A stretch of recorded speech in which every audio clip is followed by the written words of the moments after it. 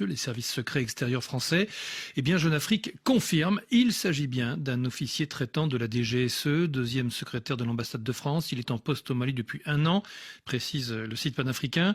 Ce lieutenant-colonel, décoré de l'Ordre national du mérite, présente près de 30 ans d'état de service dans l'armée de l'air, selon des données publiques. Toutefois, tempère Jeune Afrique, son profil n'est pas celui d'un agent sous légende, sous couverture. Oui, il est bien accrédité auprès des autorités maliennes en tant qu'agent de la DGSE. Il est d'ailleurs l'un des référents qui échange régulièrement avec ses homologues du renseignement malien dans le cadre de la coopération sécuritaire entre les deux États.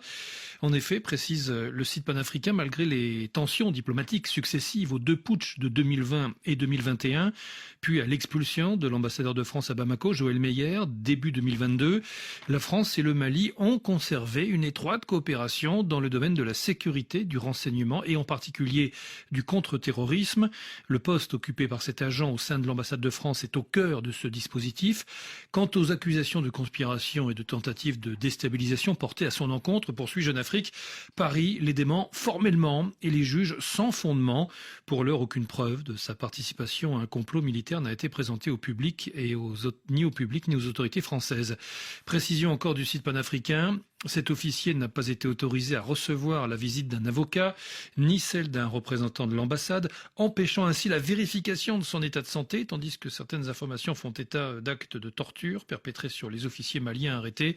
La France table sur le fait que son agent soit libéré rapidement, afin que l'affaire n'envenime pas ses relations bilatérales avec Bamako. À lire également cet éditorial du Monde à Paris qui revient sur les activités